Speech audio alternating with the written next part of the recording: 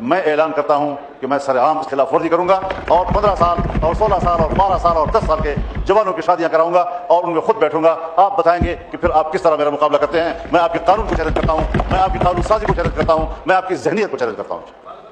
قانون سازی ہوئی اور اس قانون سازی پر اسی فلور پر ہم اپنے تحفظات کا اظہار کر چکے ہیں. ہم نے اس قانون سازی کو قرآن و سنت کے منافی اور آئین کے منافی تصور کیا ہے.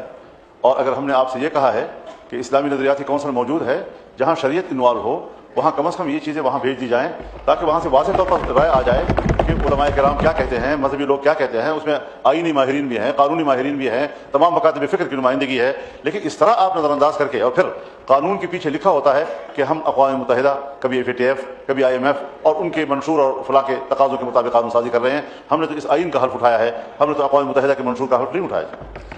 تو اس حوالے سے یا تو لفظ اسلامی جمہوریہ سے اسلامی کاٹ دیں, تو پھر جمہوریہ کہتے رہیں, ایک سیکولر نظام ہے, سیکولر ملک ہے, اس میں قرآن و حدیث کی کوئی حیثیت نہیں ہے.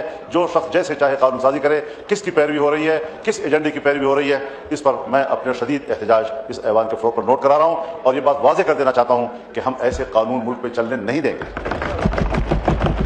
آپ نے جس طرح کے آئینی قوانین بنائے ہیں, جس طرح کے آئینی قوانین میں آپ نے ترمیم کی ہے, میں اعلان کرتا ہوں کہ میں سرعام اس کی خلاف ورزی کروں گا اور 15 سال اور 16 سال اور 12 سال اور 10 سال کے جوانوں کی شادیاں کراؤں گا اور ان میں خود بیٹھوں گا. آپ بتائیں گے کہ پھر آپ کس طرح میرا مقابلہ کرتے ہیں. میں آپ کے قانون کو چیلنج کرتا ہوں, میں آپ کی قانون سازی کو چیلنج کرتا ہوں, میں آپ کی ذہنیت کو چیلنج کرتا ہوں. یہ کیا طریقہ ہے ہمارے ملک میں مسلمان کہلانے والے. یہاں پر آپ کے نائب وزیر اعظم اور وزیر خارجہ نے فلور پر میری گفتگو کے جواب میں فرمایا کہ ہم بھی تو اللہ اور رسول کو ماننے والے ہیں. اگر آپ کی نظر میں یہ اس کے خلاف ہے تو آپ ترامیم دیں. میں نے ان سے فون پر بات کی اور میں نے کہا کہ آپ نے فوری طور پر مجھے جواب دیا ہے, ذرا اپنے ماحول سے مشورہ کر کے آپ نمائندگی لے لیں, مینڈیٹ لے کر پھر آپ بتائیں, ہم ایک کمیٹی بنا کر آپ کے ساتھ بات کرنے کو تیار ہیں. انہوں نے کہا ٹھیک ہے. اس کے بعد کوئی سوال جواب نہیں ہے.